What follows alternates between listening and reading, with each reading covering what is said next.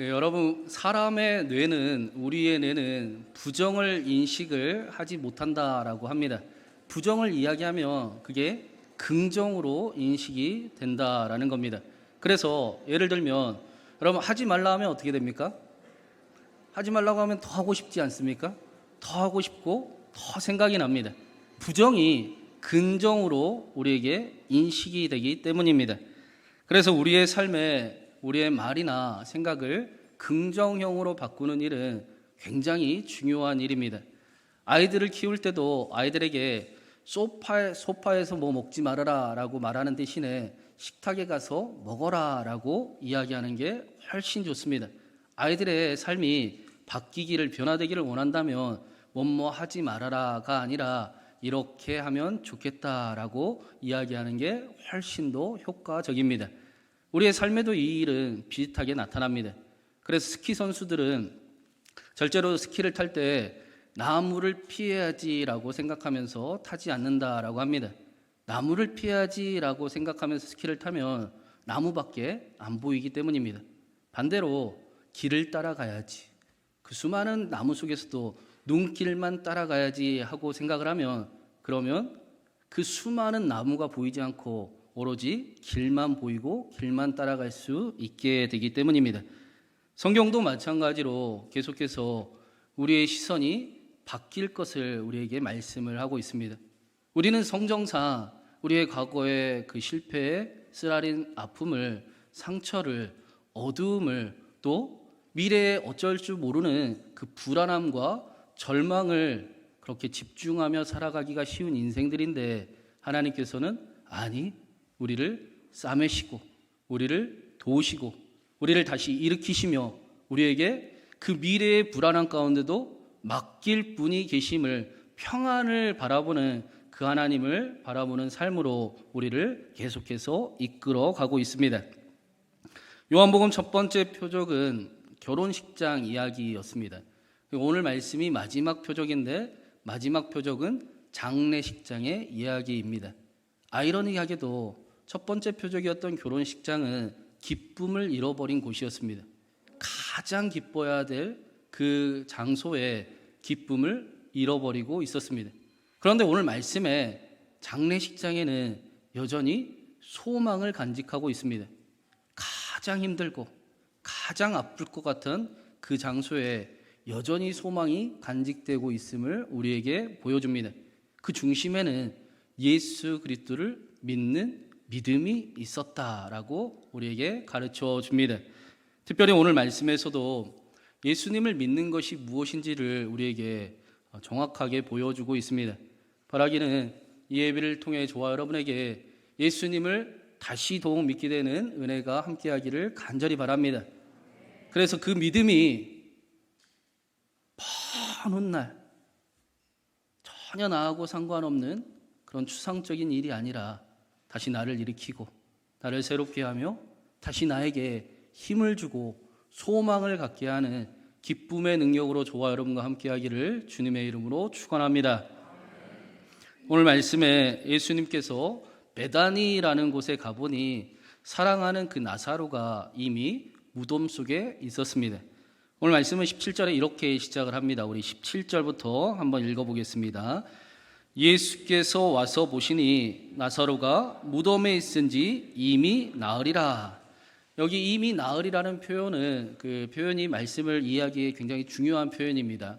우리가 보통 요즘에 장례식을 할 때 3일장으로 장례식을 치르는데, 그 이유는 그 고인에 대한 예를 다하는 이유도 있지만 그 고인이 진짜 돌아가셨는지를 확인하기 위함이 의미도 있었습니다. 실제로 다시 살아나는 경우들이 있었기 때문입니다.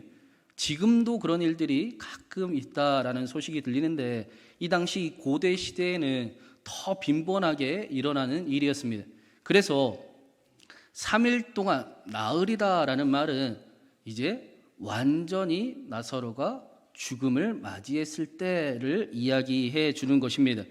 나사로가 이미 죽은 지 오래되었고 더 이상 살아날 가망이 없을 때, 나사로의 죽음을 기정사실로 받아들여야 할 때, 이제는 소망이 하나도 남아있지 않은 때를 의미를 합니다. 그런데 오늘 말씀에 아직 그때에도 소망을 잃어버리지 않은 한 사람을 우리에게 소개를 해주고 있습니다. 우리 20절 말씀도 한번 같이 읽어보겠습니다. 마르다는 예수께서 오신다는 말을 듣고 곧 나가 맞이하되 마리아는 집에 있었더라. 장례 중이던 마르다가 예수님이 오신다는 말을 듣고 예수님께로 마중을 나갔다라고 말씀을 합니다. 근데 30절 말씀에 보면 예수님은 아직 마을에 들어오시지 않으셨었습니다.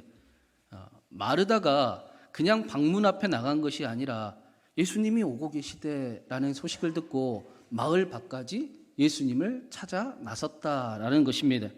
마르다는 오빠의 장례로 인해 슬픔이 가득하고 모든 것을 다 할 수 없는 그런 포기해야 될 그 상황 속에서도 여전히 어떤 소망을 가지고 기대를 가지고 있었다라는 것입니다.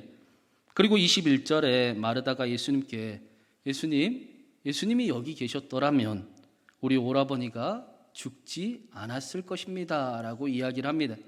원망과 또 불평의 이야기가 아니라 예수님이 함께 하시지 못한 깊은 아쉬움을 표현하고 있습니다. 그래서 22절에 이렇게 이야기를 합니다. 우리 22절도 같이 한번 읽어보겠습니다. 그러나 나는 이제라도 주께서 무엇이든지 하나님께 구하시는 것을 하나님이 주실 줄 아나이다. 마르다는 하나님과 예수님이 얼마나 가까운 사이인지를 알고 있었습니다. 예수님이 하나님께 무엇을 구하시면 하나님이 그대로 이루실 줄로 믿고 있었습니다. 사람들은 다 이제 끝나버렸어, 이제 포기해 라고 이야기를 해도 하나님이 끝났다고 할 때까지 끝나지 않음을 마르다는 믿고 있었습니다. 나는 할 수 있는 것이 없고 나는 도무지 소망을 가질 수 없고 또 불가능할 것 같지만 그러나 하나님은 하실 수 있습니다. 그 믿음을 마르다가 가지고 있었던 것입니다. 그래서 예수님께서 그런 마르다에게 23절에 내 오라비가 다시 살아나리라 라고 말씀을 하십니다. 마르다에게 그 예수님의 말씀은 얼마나 기쁜 소식이었겠습니까? 오라버니가 이미 죽어버렸고 나흘이 지났고 이제 아무도 그 일에 대해서 무언가를 할 수 있는 그 힘이 없는 그때에 아니 네 오라비가 다시 살아날 거야 라는 말씀은 기적과 같은 소망을 기쁨을 간직하게 하는 그런 말씀이었을 것입니다.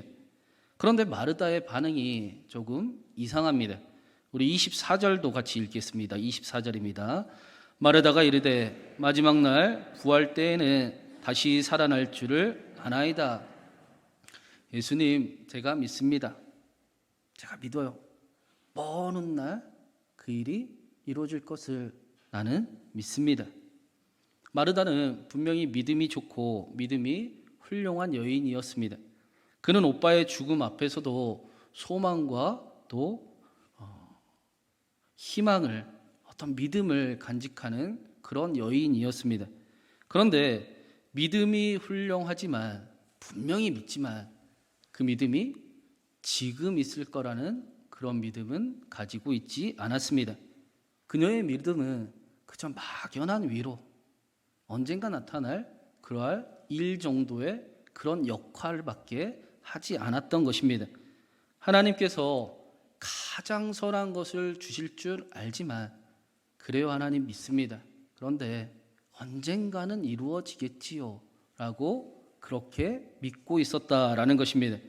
그래서 예수님께서 나사로가 살아나리라 라고 말씀을 하셔도 예수님, 저도 믿습니다. 지금 말고 먼 훗날 그 일이 이루어질 줄을 믿습니다 라고 대답을 합니다. 이 시대에 우리의 믿음은 어떻습니까? 믿지만 먼 훗날로 이루어질 일들로 생각하는 경향들이 더욱 많아지는 것 같습니다.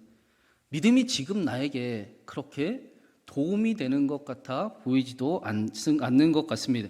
하나님의 응답이 지금 여기에 이 자리에 이루어질 거라고 별로 믿지 않습니다. 여기에? 하나님이 계신가? 여러분, 여기에 하나님이 계십니까? 여러분의 예배의 태도는 살아계신 하나님 앞에 예배하고 있습니까? 믿음이 오늘 나를 변화시키고 나를 다시 일어나게 하고 힘과 능력으로 나타나는 것이 아니라 막연한 위로, 그래 언젠가는 좋은 일이 생기겠지 정도의 믿음을 가지고 있었다라는 겁니다. 많은 사람들이 성경에서 말씀하는 영생을 굉장히 착각하면서 믿는 경향들이 있습니다. 영생을 다시 사는 것, 오래오래 사는 것, 죽었다가 다시 영원히 사는 것이라고 이해를 하고는 신앙생활을 합니다. 그래서 오늘의 신앙이 어떻습니까? 오늘의 신앙이 먼 훗날 이루어질 일, 아니 확실하게 믿어지지도 않는 일을 위해서 마치 오늘 나를 포기해야 되는 것 같이 신앙생활을 하는 사람들이 꽤 보입니다. 그래서 지금 신앙생활이 굉장히 무거워요. 굉장히 불편합니다. 내가 오늘을 왜 포기하고 먼 훗날 있을지 없을지도 모를 그 일을 위해 내가 신앙을 무겁게 해야 되는가라고 생각까지 합니다. 추상적이고 힘이 없습니다. 기독교의 신앙이 그렇게 추상적이 된 것이 되어버려서 오늘 나와는 별로 상관이 없고 먼 훗날 이루어질 아무런 능력이 없는 그런 믿음의 역할만 감당할 뿐입니다. 그러나 성경은 절대로 그렇게 말씀하지 않습니다. 영생은 단지 시간적으로만 오래 사는 것을 말씀하지도 않습니다. 영생이라는 것은 시간의 무한함이 아니라 시간의 초월성을 우리에게 말씀해 주는 것입니다. 하나님께서, 영원하신 하나님께서 시간을 초월하여 지금 나와 함께 하심을 알게 하시는 것입니다. 영원하신 하나님이 여러분 안에 계십니다. 그래서 진짜 영생은 무엇입니까? 예수님께서 요한복음 17장 3절에 마지막 밤에 제자들에게 말씀하시기를 영생은 곧 유일하신 참 하나님과 그가 보내신 예수 그리스도를 아는 것이다 라고 말씀합니다. 영생은 유일하신 참 하나님을 아는 것이고 그 참 하나님께서 저와 여러분과 지금 함께하기를 간절히 원하셔서 시간을 초월하여 이 땅에 오신 그 사건, 예수 그리스도를 아는 것을 영생이라고 말씀을 합니다. 영생은 시간을 초월하신 하나님이 나와 함께 계신다. 내 안에 시간을 초월하신 하나님이 지금 그리스도의 영으로 내 안에 살아 계신다. 여러분 안에 예수 그리스도께서 계심을 아는 것, 영원하신 분이 저와 여러분 안에 계심을 아는 것을 영생이라고 말씀합니다. 그분이 안에 계신 사람은 막연한 신앙을 절대 하지 않습니다. 언제 이루어질지 모를 먼 훗날에 신앙을 하지 않습니다. 절대로 오늘 나를 포기해야 된다라고 여기지도 않습니다. 오늘 말씀에서도 이 말씀을 우리에게 해주고 계십니다. 우리 마지막으로 25절과 26절을 같이 한번 읽어보겠습니다. 25절, 26절입니다. 예수께서 이르시되 나는 부활이요 생명이니 나를 믿는 자는 죽어도 살겠고 무릇 살아서 나를 믿는 자는 영원히 죽지 아니하리니 이것을 내가 믿느냐? 예수님께서 나는 부활이요 생명이라 라고 말씀을 하십니다.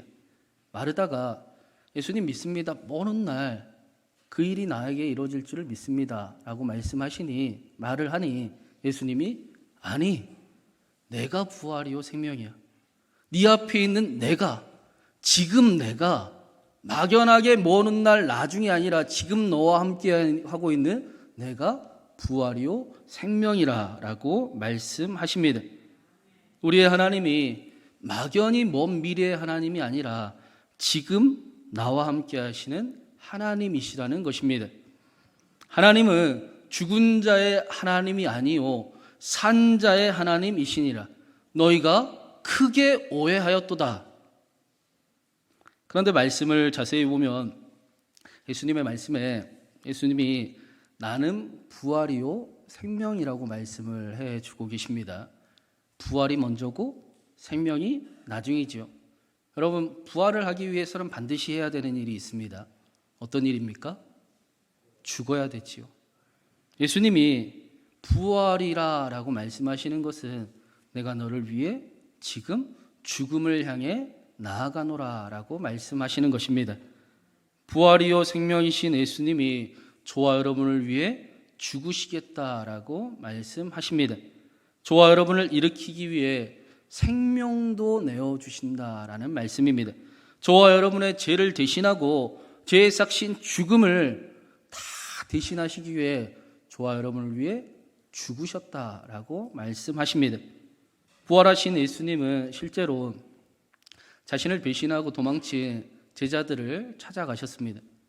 그리고 그 제자들을 용서하시고 그 제자들의 마음을 치유해 주셨습니다. 제자들이 이제부터는 모든 죄가 사함을 받았음을 믿게 해주시고 그들이 하나님의 자녀라는 사실을 확실히 알게 해주셨습니다. 증인의 삶을, 제자의 삶을 다시 회복해 주셨습니다.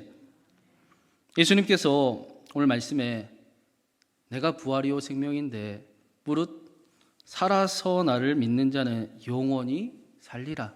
죽어서 믿는 자도 살겠고 무릇 살아서 나를 믿는 자는 영원히 살리라. 이것을 내가 믿느냐? 이 믿음이 내 안에 진짜 있느냐? 라고 말씀하십니다. 내가 너를 위해 죽었다는 사실을 믿느냐? 내가 너를 끝까지 여전히 사랑한다는 사실을 믿느냐?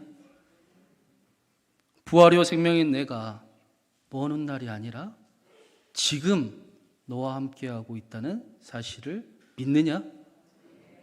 내가 나보다 더 큰 일을 할 것을 믿느냐? 내가 너를 통해 너의 가정을 회복시키고 너의 삶의 자리를 하나님의 나라로 이뤄가며 이 나라의 민족과 열방의 천국을 이뤄갈 것을 믿느냐? 기독교 신앙은 단순히 긍정적인 생각을 하는 그런 말씀을 전하는 것이 아니지요. 그리스도인들이 소망을 가질 수 있는 것은 약속의 증거를 가지고 있기 때문입니다. 그리스도인들이 다시 일어날 힘을 얻은 그 이유는 흔들리지 않는 보증을 가지고 있기 때문입니다. 예수 그리스도의 십자가를 하나님께서 나를 끝까지 사랑하신다라고 알게 하시고 확증해 주셨기 때문입니다. 사랑하는 여러분, 부활주일 아침 이 예배를 통하여 저와 여러분 가운데 예수님을 믿는 믿음이 가득 넘치기를 간절히 바랍니다. 그런즉 누구든지 그리스도 안에 있으면 새로운 피조물이라. 이전 것은 지나갔으니 보라 새 것이 되었도다. 우리에게 새로운 삶을 허락하시고 우리를 다시 일으키시는 힘이, 우리에게 다시 소망을 갖게 하는 능력이 예수 그리스도 안에서 저와 여러분과 함께하기를 주님의 이름으로 축원합니다.